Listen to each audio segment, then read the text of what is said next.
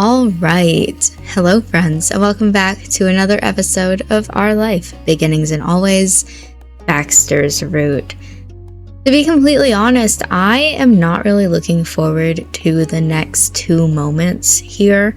I don't even know what they can contain, but just the events that happened in Drinks did not make me very hopeful for the rest of this Step 3 Baxter section. I do think that maybe he will get better in Step 4, and I am interested in seeing his character growth during that. But with this one, just like the things that we saw, listen, I get it, I understand the perfectionism and wanting to be something that you just are not reaching. Maybe a little bit into like self-hatred, or at the very least just anxiety, or whatever this is, whatever label we want to put on this. I understand Baxter's feelings, or at the very least I think that I do, and why he was so serious about making sure that these first 2 dates were the best that he could make them. I just think the way that he the way that he reacted to minor things going wrong and how big he blew them up into, I don't want to necessarily say how aggressive he was about it, but how much self-loathing there was in that moment. Just makes me think he's not really ready for a relationship. Like, he needs to figure out himself first. But I don't think in this game we can just tell him, listen, dude, you need to figure out yourself and what you enjoy out of life. You need to find some hobbies. You need to figure out what is causing you stress and get that out of your life before you consider a relationship, because right now at this point in time, you're just not ready for this. I do think that by Step 4, he will have matured. I still have high hopes for him that he is going to be a good person, I guess. I don't really want to say, he's not bad right now. Him being so bad at those first 2 dates in Drinks doesn't mean that he is a bad person or a villain, but I am hopeful that in Step 4 he is better and he knows himself better, and I just don't think that within Mountain or Planning we're gonna get that moment where we get to tell him, listen, this is just not good for you. I care about you too much to see you go through this. But I am interested in seeing what is going to happen in these moments, because we can play any of these out of order. So I don't think that Mountain is going to build on Drinks. But if we have like a 3rd date within Mountain or Planning, how does that build upon the first 2 that were in Drinks? I'm interested in seeing where it's going, but at this point in time, I'm not interested in a relationship with Baxter. I have sort of mixed feelings on how Mountain and Planning are going to go, but we're gonna see anyway and figure out what Mountain has in store for us. Okay, Baxter's bedroom. No 2 summer evenings in Sunset Bird looked quite the same. Not downtown, not at the beaches, and not on a street where the only change that anyone had seen in years was the arrival of a new tourist. Though you hadn't seen any stars in the sky, you knew the day was almost over, from the sound of chirping crickets, yeah. Shadows of swaying branches were stretching out across the grass. Well, probably.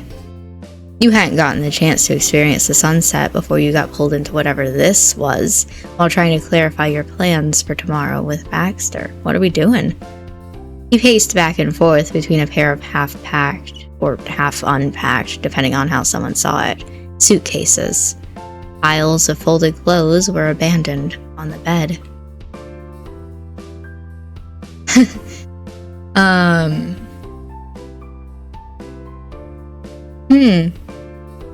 I do kind of like you laid out across the top half of the bed closest to the headboard, just watching, you know, but also you sat on the only untouched corner of the mattress is pretty good too. It is a matter of how casual do I want to be about this. But God, am I pulled towards you laid out across the top half of the bed closest to the headboard. I think that's just better, even if that's not what I would do in real life. Baxter didn't mind where you were. Oh, I don't really care if you did. Happy to work around you. Or more probably, he just didn't notice. He accidentally threw a pair of rolled up socks in your face earlier. He apologized profusely for it. This wasn't the first time that you'd been in the condo. Baxter invited you over before, but so far it had only been the first floor. You were in the master bedroom now. As a kid, the condo was the equivalent of Fort Knox. No way in, and if someone unwanted did sneak inside, there was probably no way out. It just wasn't worth the risk. Being in that room was closer to a fantasy than it was a reality, as much as someone could dream about being in a rental bedroom anyway. And yet, here you were, all thanks to Baxter, who didn't seem to realize the gravity of the situation. One of the doors to the armoire, his word for it, was ajar. Hangers rattled from the excessive force Baxter used to remove a few of his jackets. Honestly, you weren't sure why he packed them at all. It never got cold enough anywhere in Southern California to wear outerwear during the winter, never mind the summer. And yet he still brought them, no matter how much he was convinced otherwise. So? It'll be cooler in temperature, but just barely. While we won't be seeing any snow, I would suggest you bring a jacket and a sturdy pair of shoes. He pulled another zipper of one suitcase, peering into its contents, but not deeply investigating for long before he moved on to the next thing, a drawer filled with nothing that he abruptly shut. All right. He waded past the only part of his wardrobe that remained neat and in place. Formal clothes. Assuming that you're packing to go to the mountain. I don't know, like, what. I just know that the moment is titled Mountain. Yeah, you wouldn't need formal clothes there. The suit he wore to the interactive play was perfectly arranged for use at any minute, in case there was another regal emergency. Baxter hesitated before leaving that be. His fingers grazed the top of the comforter as he passed. Hit, if you would. He moved aside as he wove through an increasingly intricate disaster area to look for something else that he hadn't made clear to you. It seemed that up until now, Baxter had been living out of his suitcases, which wouldn't ordinarily strike you as a problem, until he said he needed at least one of them to be empty. If only so that he could relocate his things from one to the other. He was certain that he'd need no more than an afternoon to pack before you arrived. But there were some things in this world that not even the likes of Baxter Ward could handle with grace and composure. Mornings were one. Personal organization was another. I apologize. He stopped in place. The corners of his eyes softened as he turned to you, brows knit together even as he busied his hands with folding a pair of pants, only to immediately throw it into the suitcase. I realize this can't be terribly entertaining. Oh, it is. Don't worry about it. He didn't need to apologize. There wasn't any problem waiting, and besides, it was more amusing than he gave it credit for. That is one of your charm points. In for a penny, in for a pound. He chuckled, shaking his head with quiet amusement. Content with your reply, he went back to unconsciously constructing a labyrinth of his possessions. You wondered how he fit everything into 2 suitcases to begin with. This entire situation made about as much sense as anything else around him, which was to say that maybe a quarter of it followed any linear train of thought. The rest left much to be desired.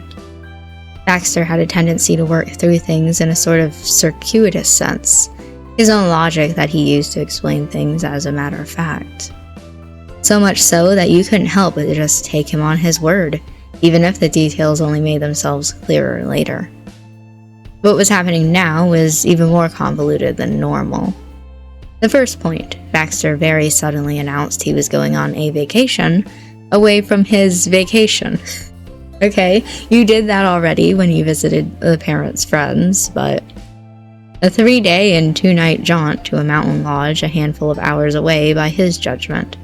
Plans were already underway as soon as he figured out where he was staying in California. It made sense if he was trying to get more bang for his buck for his experience in the area, but that wasn't the main reason. The second point, it was a family tradition happening without his family, okay? He and his parents always went to the Rockies in the summer, except this time he was staying in California. Baxter decided to make a trip out to the mountains here regardless. Okay, that makes sense. And that was also fine, except he wasn't prepared for the trip at all. You would have thought that someone else planned when and where it happened with the way he was rushing around the condo trying to pack and trying to remember what to pack. In point 3, the most peculiar, he rented a second room in the lodge despite coming here alone and to visit no one in particular. He did have some acquaintances in the state, but none of them were people he wanted to take a trip with. Audaciously, after explaining the situation, he asked you to take up the free room without missing a beat. You, a person who dated him for all of half a second. A couple's trip was the kind of thing that was more appropriate for months down the line, something to cement a relationship as steady. But apparently being together at all was plenty enough for Baxter. The weekend was free, and your moms were able to accept the idea of you going, thanks. Going up to the mountains to stay in a lodge was a cool opportunity. It wasn't the kind of trip you and your family took. Not that you'd taken many trips since your breaks got busier and Liz moved away, so the prospect of traveling anywhere farther than the city was exciting. Even if the entire situation was pretty absurd. Negotiating with your moms went better than expected. They hadn't vetoed it immediately because you were an adult, but they weren't excited about the idea. It was one thing if you were going on a trip with the usual cast of suspects, but Baxter? A guy you'd met basically the other day? Y'all are like obsessed with Baxter. I don't know what you mean. Baxter? You wanted to know everything about him. He was polite and well-spoken, however your moms didn't know his parents, a rule that you thought was obsolete once you were in high school, but not so when it came to overnight trips. They eventually gave their blessings when Liz took your side in the discussion. She was convinced by the fact that you'd be staying in an entirely separate room to him. Liz.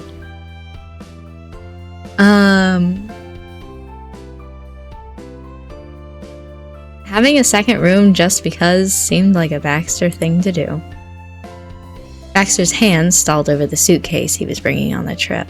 He brushed back his hair into place, turning to his side to search for another misplaced necessity. Of course. I thought there was a possibility I might make friends during my stay here. There was no guarantee, of course.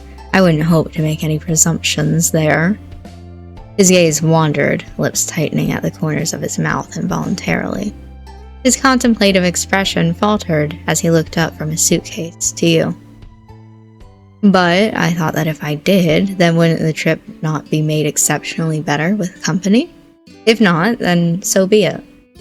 Acquiring a room is the difficult part. A reservation needs to be made weeks in advance, whereas canceling one only needs a notice of 48 hours or more. Okay, yeah, that's valid. It's taken off the bill, no questions asked. Realistically, I would only need 2 days to know if I was going alone or with company. See? That was the case with you, was it not?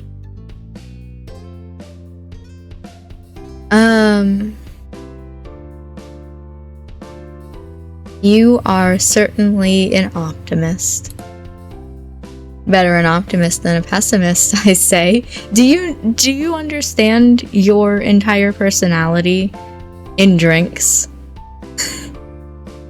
Baxter went back to packing, though his suitcases looked to be middling in quantities more now than they'd been earlier in the evening. Ah. He glanced over his shoulder at you, a black shirt folded in his hands as neatly as any store display you'd seen in your life. This might not be an ideal time to ask, but as we are speaking about the trip, I did want to ask as to where your personal boundaries lie, Kit. I am deeply appreciative of your mother's approval, but what I am comfortable with may not mirror what they are comfortable with. You only need to say so if you are in agreement with their preferences, but if not... Baxter had a tendency to act a lot older than he actually was. It was times like this, when he smirked entirely too mischievously, that you were reminded that he was barely any older than you. Well... I may forget by the time we get there. Conspiratorial looks were exchanged from across the room as he smiled crookedly. Baxter was a real one when it came down to it.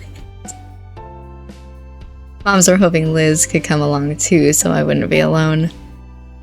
He didn't look surprised by the suggestion, apparently aware of how it must have, and certainly did, come off to your parents to invite their youngest on an overnight trip. But she argued I wasn't going out of state, and I'm not still a kid. I just have to call Liz every day. I mean, call. She won't let me get away with texting. If I don't, she said she'll call the hotel instead, and the police, and anyone with a phone number to report that Pepe Le Pew was on the loose. Okay. Baxter snorted. Not laughed, full-on snorted. He covered his mouth, quickly avoiding your gaze as he had to resist the urge to laugh harder. You didn't know whether he'd seen the original cartoons or one of the more recent uses of the character, but he definitely got the reference. Wow, he really did snort! Amazing. I was prepared to give your sister my thanks for convincing your mothers, but it appears everyone has notes on my manner of dress these days. Yeah, Mom joked that those old-fashioned black and white striped jumpsuits inmates wore would match your hair. You know, if Liz did call the police on you. How clever. Is a black and white tie out of vogue, Kit? You weren't wearing a tie.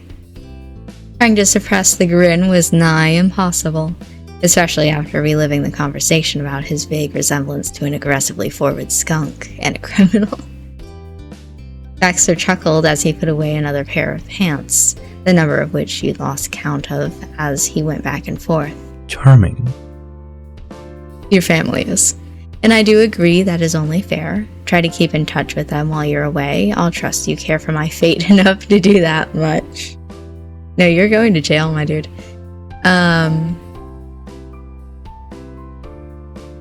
Nod. Excellent. The itinerary for the trip was straightforward enough that Baxter didn't need to look at his laptop to read the details. He kept to his work on the suitcases.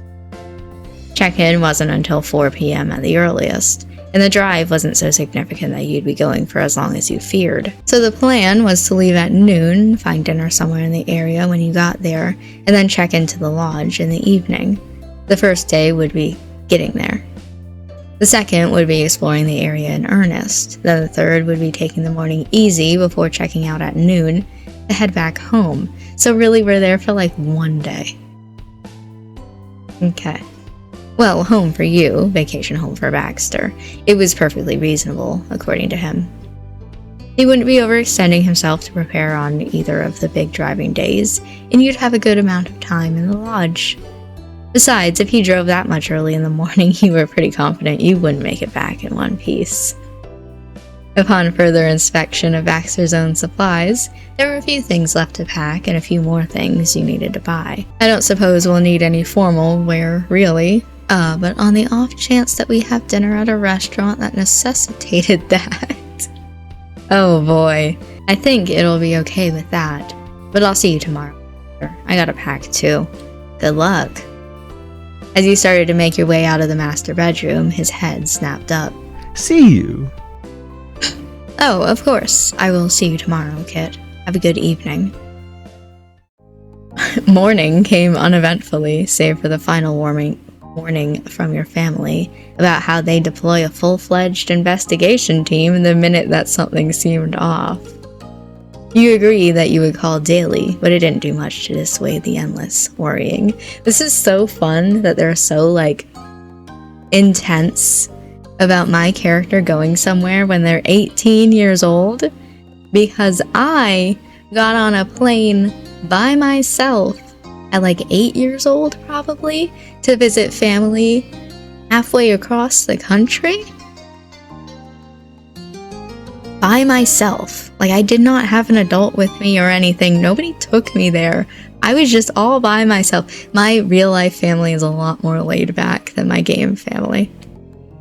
Liz didn't pull any punches either, least of all after your family helped you load your things into the back of Baxter's car. Hi. Ma and Liz pulled you into a hug as Mom shut the trunk with a click of finality before she joined in the squeeze. Don't forget that I'm watching him, kid. I'll come get you if you need me to. Just say the word.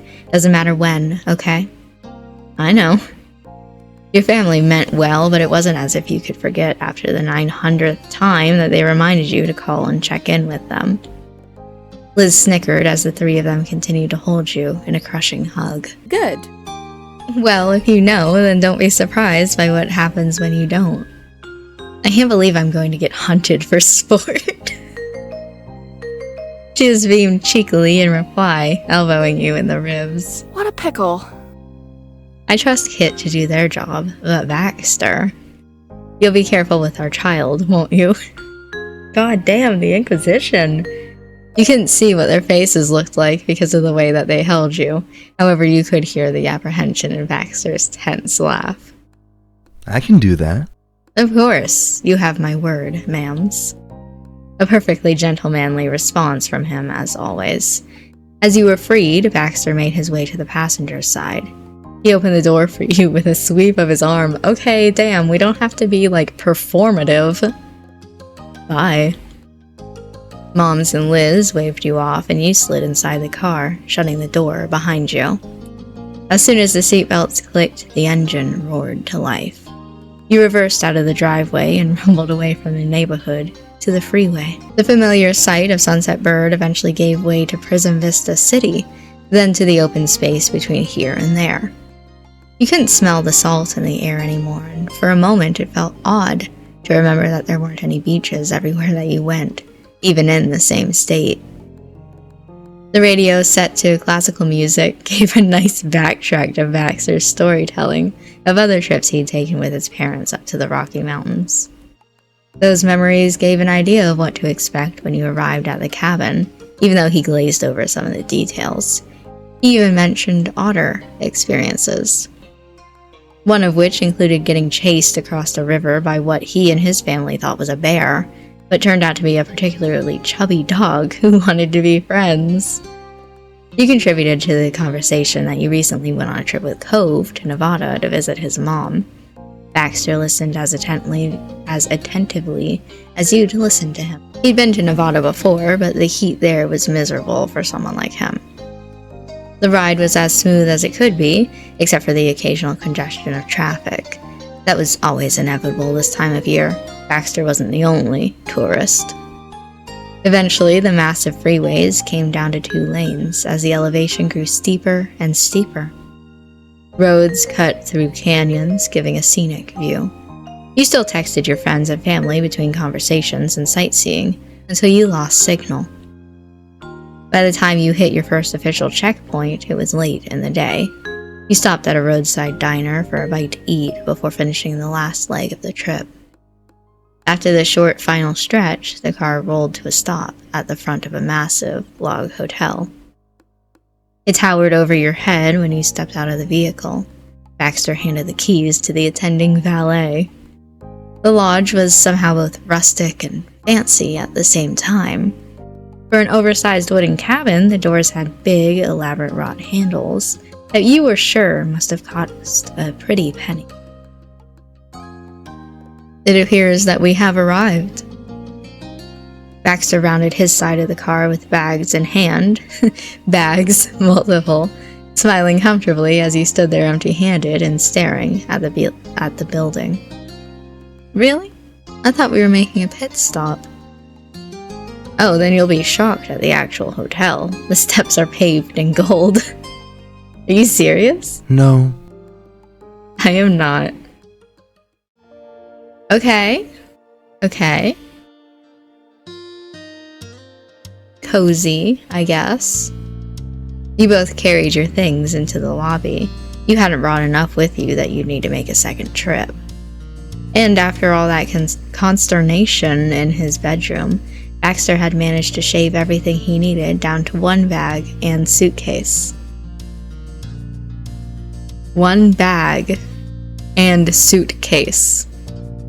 So 2 bags, pretty much.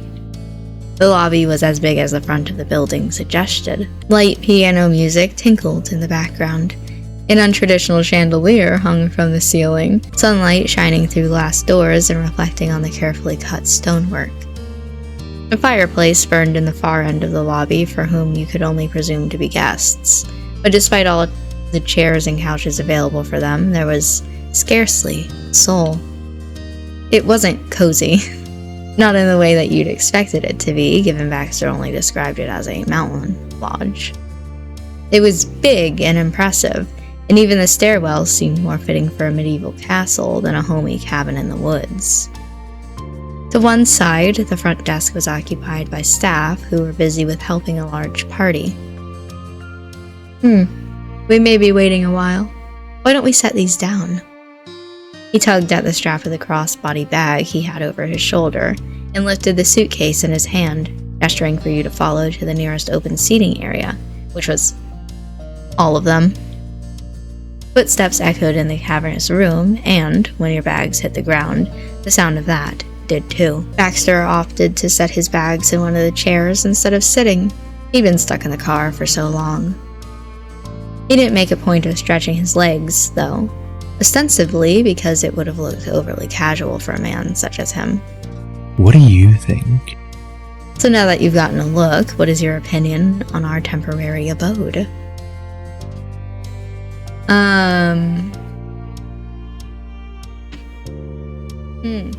I feel like, because the main character's like, it's not cozy.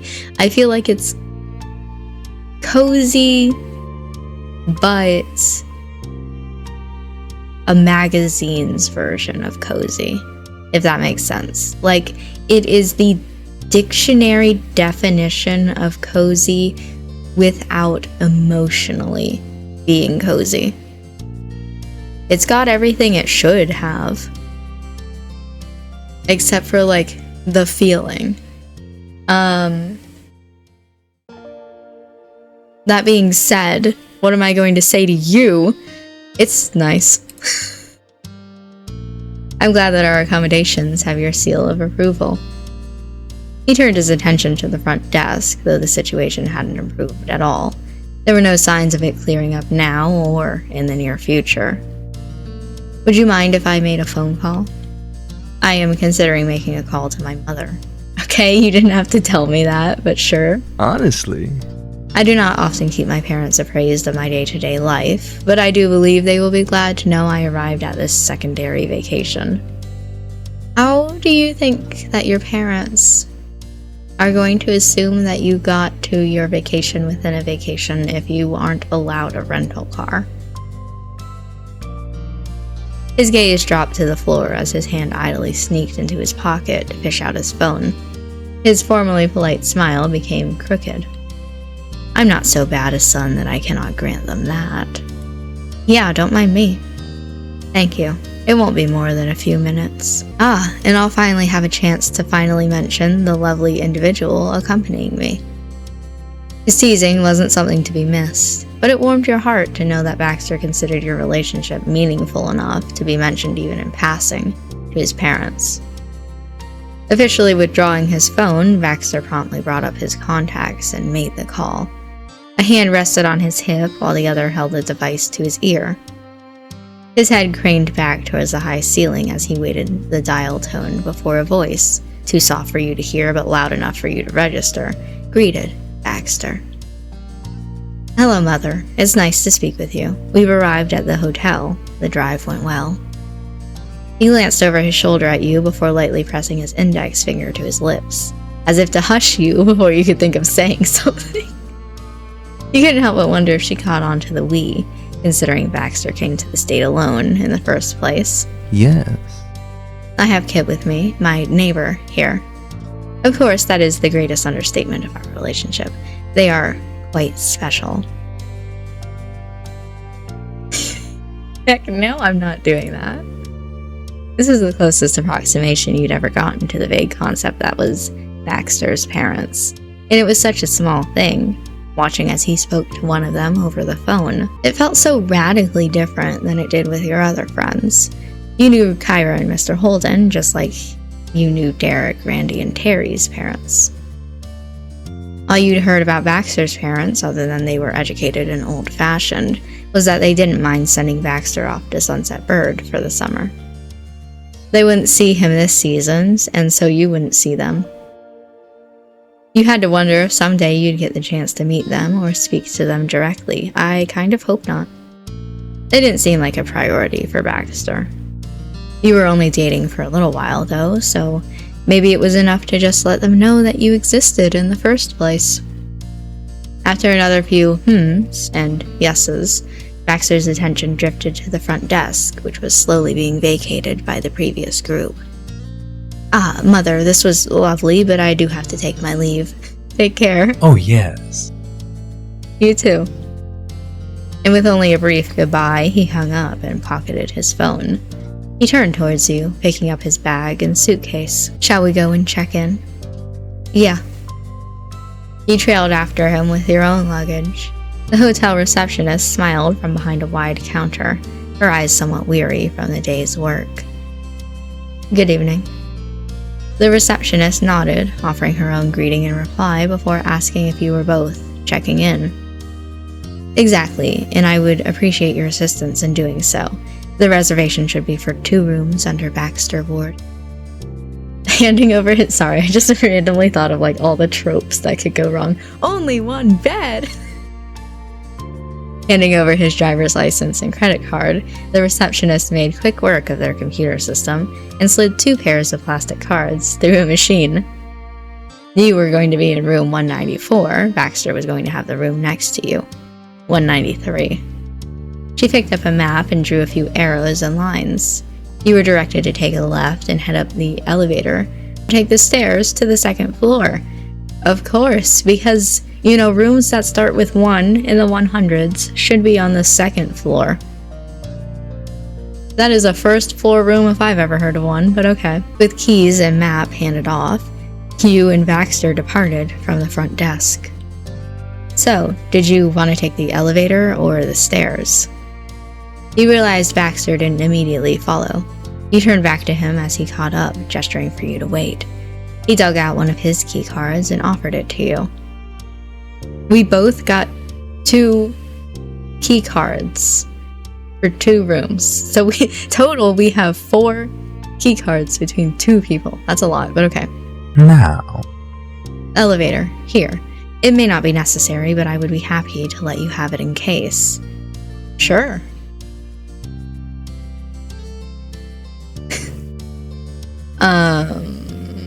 Yeah.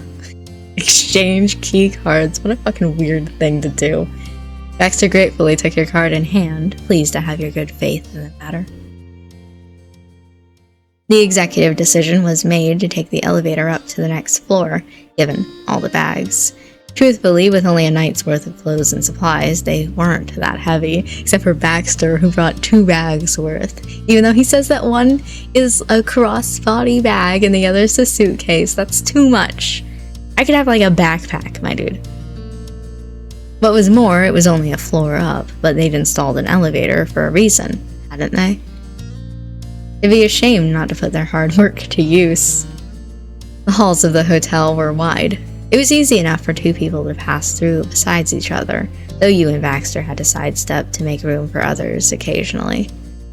As you approached the end of the path where your rooms sat beside one another, Baxter withdrew his keycard and held it against the digital lock with a fluid, practiced motion. Would it be alright if we were to meet later this evening? It was a long drive, and I, at least, am in no rush to hurry off to the next activity. You waved your hand to dispel any concerns, both real and imagined. Sure, that's fine. I'll see you. Excellent. Take care, neighbor. That's gross. That's gross. He winked, laughing as he disappeared inside of his room, and shut the door with a click. Tapping your card against the lock, you followed suit. Okay. Kind of nice. I like a whole balcony. Okay. In comparison to the hotel foyer, the room was cozier. Sorry, should I pronounce that foyer? Not by much, but it was much less grand in scale. One wall was laid precisely with wooden planks. At the center of the room, the headboard of its single king-size bed was situated by some nondescript painting. It didn't seem cramped, in part because of the glass doors that led out onto a balcony, and because of the nearby windows, which meant more light came into the room. It was bright even without the lamps on. In the breeze of a quiet evening up in the mountains, the branches waved to say hello. Hello! Setting down your stuff, you started unpacking toiletries and clothes before searching for a plug at the nightstand for your phone charger. As you unpacked and the sun rays slipped further out of the room, it occurred to you that you also owed a call to your loved ones. Any further delay would have led to officers busting down the door. And it was a hand-carved mahogany! Maybe. It didn't take more than a couple clicks through your contacts to pull up Liz's number. She'd been one of the last people you were texting on your way up before the signal cut out in the first place. Don't worry, I am still safe from Pepe Le Pew. The phone rang for a second before your sister's voice came through the other line. There was an exaggeration to her tone, a sense of suspicion.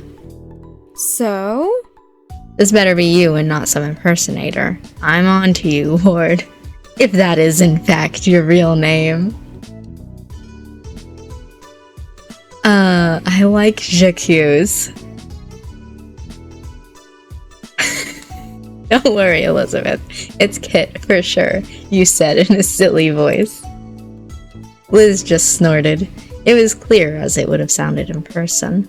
Nice try. Look, if you're going to try and pull my leg, you've got to do a better job of it, Kit. Whatever do you mean, my fair Elizabeth? That. How would the imposter even know my name is Elizabeth? It could have been Eliza for all that Baxter knows. Well, she got you there. Maybe I told him on the ride here. You don't know that. A real imposter would have been smart enough to talk to me like normal. Alright, you won. It's me. Wow, I could have never guessed. Yeah, laugh it up, Liz. And she did. Loudly. Louder than that snort. It'd be no surprise if Baxter could hear her from the other room. Moving on, I'm glad you got there safe and sound enough that you're keeping up with me. I still don't know about that Baxter guy. He's too formal and stiff for someone younger than me. But I guess he got you there in one piece. How's the lodge? It's pretty incredible. I had no idea they even had hotels like this. There was a huge chandelier in the giant lobby, impressive doors, and... Why? Geez, sounds ritzy. What kind of mountain lodge has a chandelier? This kind. At least you're getting put up somewhere nice. Do they give out sparkling water, too? I don't know. Your older sister listened with the intensity of someone still handling an interrogation. This will do. Just make sure to have some fun for the rest of us, alright? Take pictures! Mom's already started asking why you haven't sent any. They want to see the inside of a car? Right? That's what I said. The conversation trailed on longer, Liz weighing in on speakerphone with what had been going on at home since you'd left. She mentioned that Cove stopped by at some point to drop off something from his dad, and told her to tell you that he said hi. I'm sure he has a phone and he can tell me himself, but okay. Eventually, Liz tapered off, and at the mention of her own sleepiness, she helpfully reminded you to go and get some rest before adding that you needed to call her again tomorrow. The phone was promptly tossed aside in favor of preparing for the night. Another thing that I'm thinking of is like, I went to Spain all by myself when I don't even know how old I was, 16, 17? All by myself. I did not have to call my parents at like every second of the day. Like, they're very cute that they're very focused on the main character's life. However, it's just kind of funny seeing real life versus this game. Then a gentle knock came at your door. Baxter, presumably. Baxter correctly, as he was the only person standing there in the doorway once you opened it. Hi, come in. Bowing his head as he stepped inside, he offered a thanks for being quick with the invitation, instead of making him stand in the hallway. Reported in with the commander in charge, there will be no hunting tonight. Good, I'll remain on my best behavior to avoid drawing any sisterly ire. Yeah, don't worry too much about that red dot on your forehead. The curve of Baxter's smile widened while he took a quick look around your room. It couldn't be all that different from his own, but he regarded it as though it were. So? It appears that you've settled in quite nicely. It's late, so I won't keep you, but I did want to discuss our plans for tomorrow. Feel free to enjoy yourself in the morning without worrying about accommodating me. Okay, so you plan to sleep in. It should be easy to explore the town if you want, but the lodge has amenities you could also try if you're interested. There is a gym around, I believe, along with a pool and a complimentary breakfast if you're up early enough for it. As for the afternoon, evening, and night, I'll be pleased if we could spend it together. Not hoping for a morning call from yours truly? Baxter didn't do early mornings, or mornings in general. It was no skin off your bones to let him sleep in, especially considering that this was supposed to be a vacation. Well, it was always a vacation for Baxter, but the rationale held. He was always so considerate of you that it stood to reason to do the same for him. He nervously ran a hand through his hair before a semblance of Baxter Ward patented confidence returned to his features. I appreciate the understanding. As for what we'll do with tomorrow, how would you feel about a hike? There's a lovely trail that starts directly from here. It loops up and around the forest at the back, then returns us to where we started. It's a bit of a longer path, so we could pack a lunch with us to take on the way. I can have it ordered and delivered ahead of time. Going on a hike with Baxter, of all people, sounded pretty entertaining, but also, I like hiking. I wouldn't say that I love hiking, but I kind of want to say with Baxter sounded pretty entertaining. Let's do it. He smiled graciously. Baxter had his heart set on that outing, clearly. He made his day by joining the adventure. Goodbye for today. I'll look forward to it then. With that, Baxter took his leave after offering a quiet good night. There were a few hours left before you had to be in bed, so you settled in for the first night of what continued to be a surreal experience. It was spent peacefully, and then you were drifting off into an equally gentle dream. The sun peeked through the sheer curtains, the first part of the day, to greet you as you woke in a sprawling bed that wasn't your own.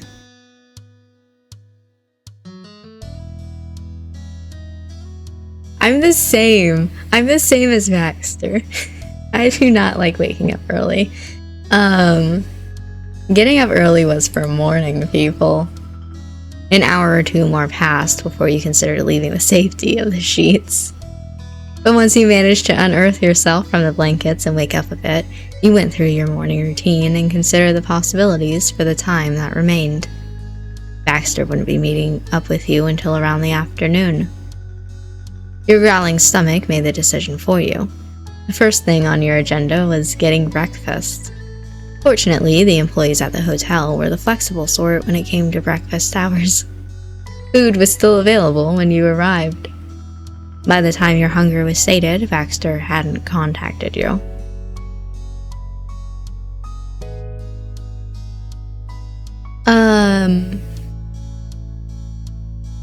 I guess we could go to see what's nearby. I don't really care about pools. I definitely don't care about the gym. Wandering the hotel just seems weird.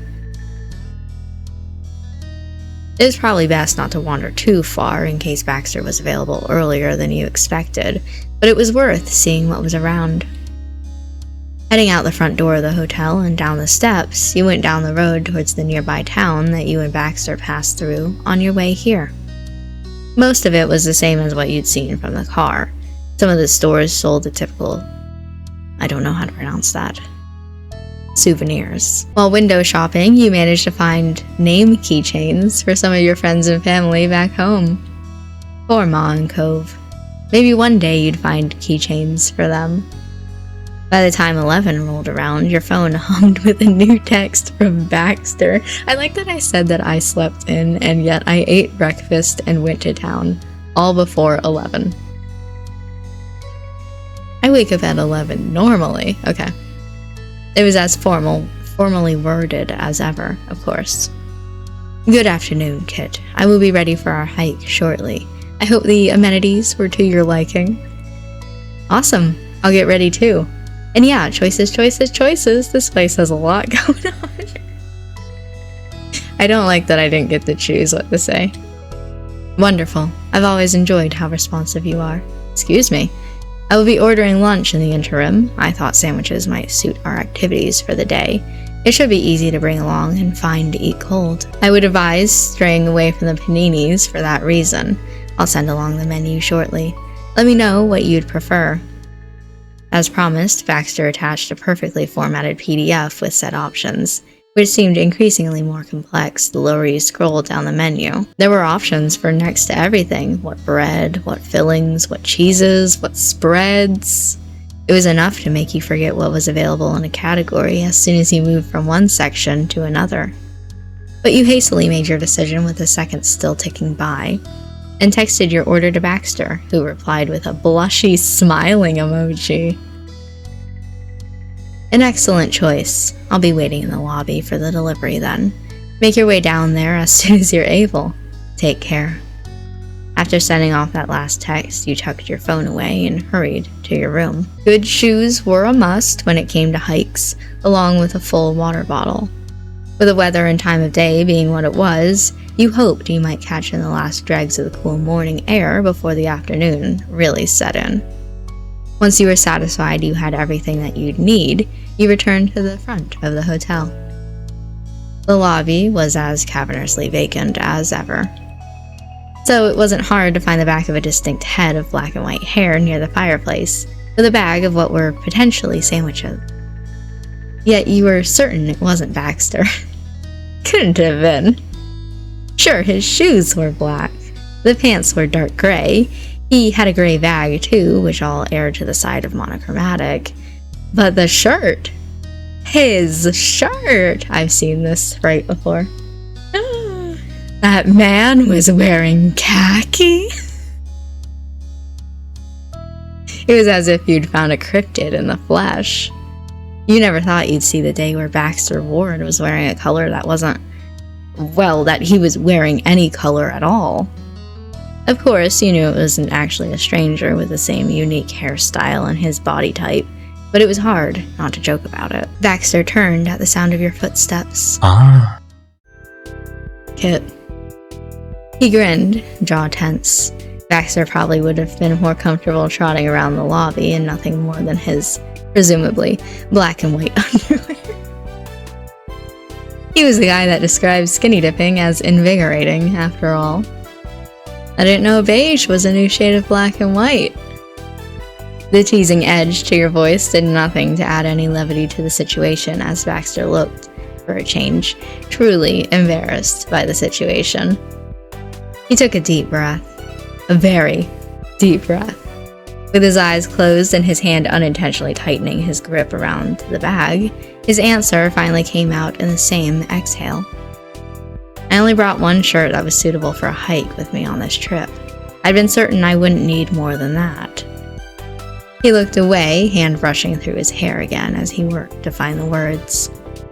After you left, I found this among my things. Baxter grimaced. He looked at the errant shirt as if he'd been hit with a splash from a mud puddle. And, regrettably, I did not find anything else. This is the shirt I brought for outdoor activities. The fates would have it that I only found out when there was no time to run out and get a replacement, thus leaving me with a few remaining options: a formal button-down, one of my designer tops, silk pajamas, or... He gestured to the khaki shirt with both finality and defeat. So you own it? Baxter shook his head empathetically. The light in his eyes betrayed his expression with some delight that at least he found his misfortune entertaining enough to prod at. Never. I suppose I must have accidentally stolen it from a roommate. I don't know who else would own a khaki button-down other than that prep. My memories of the final pack at dawn before I set out to California are hazy, to say the least. I believed at the time that I took a pale gray, sturdy cotton shirt for occasions like this. The low lighting and my waning focus in the moment betrayed me. Of course, morning Baxter struck again.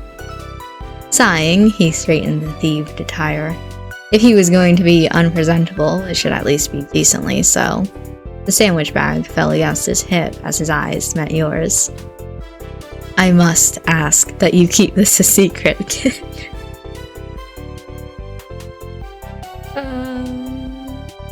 Oh, jeez.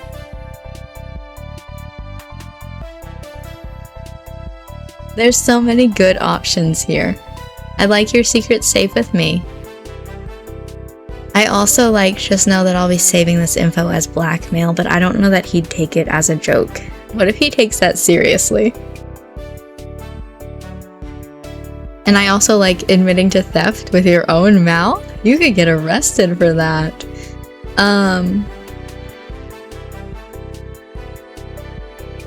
Your secret's safe with me. Thank you. The discretion is appreciated. Truly, you're one of the few I can be vulnerable with. As unhappy with his predicament as he was, there was something undeniably sweet about the fact that he hurried to make it at the risk of keeping me waiting. The collar of his shirt was crumpled and parts of it were wrinkled, likely from the hasty packing after he finally discovered the horrible mistake. The latter couldn't be fixed without an iron, but at least the collar could be smoothed over. You reached out instinctively to fix it, incidentally brushing gently against the side of his neck as you straightened out the crease. Ooh. Pale skin flushed with sudden warmth. Really? Thinking as your fingertips fell against the hollow of his throat. His Adam's apple bobs, his breath hitching in his throat. Okay, what's the term that I'm trying to think of? You're a touch-starved bitch? His embarrassment managed to ease into laughter. Baxter covered his mouth to stifle the chuckles that echoed through the empty foyer. You tried your best to keep from cackling any more than you already did at his poor beige-influenced expense. Well, regardless of what color I may be wearing, we should still be able to continue with our plans. It isn't as though anyone will see me in public like this. Who will the trees tell? It really isn't as bad as you think. There's nothing wrong with being off theme sometimes. Tell that to my poor suffering ego. Years of tradition wasted. Shaking your head, you adjusted the straps of your bag on your shoulders. Okay, if you're done. Baxter gave you a world-weary glance, as if to say he was already greatly limiting how much he could have gone on about it. We can head on out. Let's.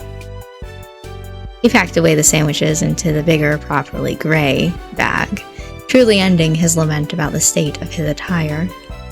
Once he was certain the food was not liable to be flattened, Baxter gestured for you to follow him out of the hotel and onto the nearby trailhead behind the building. Ooh, I like this. Ooh. Yes. I'm happy. The path initially was paved and clearly marked. As you continued at a leisurely pace, it eventually narrowed into a larger swath of evergreen trees and beaten ground. The mountain air was sharper than the sea breeze you were so used to. Instead of salt, you could smell pine in between the wafts of liberally applied sunscreen. With a pleasant breeze and a coolness drawn from a stream, The weather was more than ideal for a hike. Tree boughs provided cover too, hiding you both from the high afternoon sun. Foliage rustled at your feet as your shoes kicked up the fallen turf. The path wasn't big enough for you to walk side by side, so Baxter took the front. After some prolonged silence, he spoke up. Perfect. I'm glad that this trail matches what I saw online. It seems like an easy hike as it lacks steep inclines. The path ahead is clear.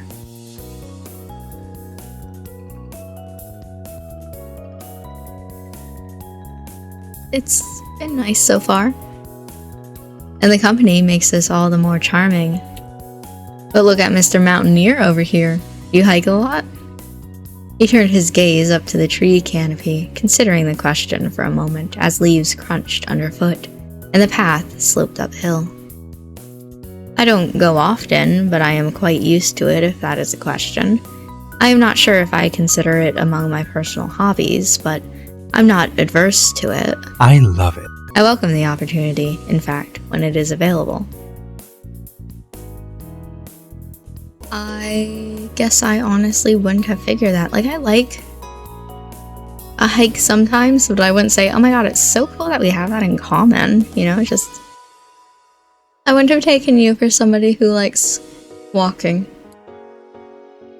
His easy smile turned into a smirk as he pushed a wayward branch out of your way. Excellent. Then I will take it as a good thing that I am not yet out of surprises. God. Though I would not call myself a mountaineer proper. He chuckled. Stopping in a place at a partial ascent, Baxter glanced over his shoulder at you and watched for any signs of difficulty with your footing. I may be fit to impress on a day hike similar to this, but I knew some people who could truly call themselves wilderness aficionados. The types that you could see in a reality survival show, I'd wager, in the Alaskan wilds, fighting a bear or salmon. You paint such beautiful pictures with your words. Thank you.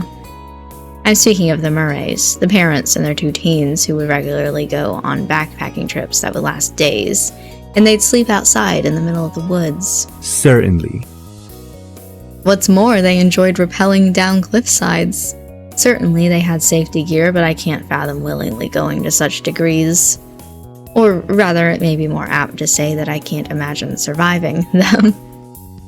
Baxter continued on about some of the Murrays' exploits, and a little of his own reservations about anything else under the sun, including scuba diving. Though you had plenty to say about that between Mr. Holden's entire business and living so close to the ocean. But it wasn't long before you decided to stop for lunch. It had already been a few hours since you had breakfast, and Baxter hadn't eaten anything yet for the day. And while we're breaking for lunch, maybe we should break for this episode as well. I don't know how much longer is going to be in this moment, but considering some of the other moments in this have been like 2 hours long, maybe I should start just stopping it at an hour and not worrying about, oh, but what if there's just like a little bit left, you know? I do think that this moment is going a little bit better than the Trinks moment, and I do appreciate the fact, the personal growth going on here already, that you packed the wrong shirt, but you weren't like, woe is me, the day is ruined, oh my goodness. Like I said, I wasn't sure if that was going to be something that continued on between moments, because it would be weird to build up on when somebody like does the moments out of order. But I do appreciate that we didn't have to have another little tiny moment like that. Maybe the rest of this goes okay. Who knows? I am definitely excited to see more of the rest of this moment, and I hope that you are as well, but I do have to end the episode eventually. So, thank you for watching this episode. I hope that you enjoyed it, and I will see you in the next one for some more of our little hike.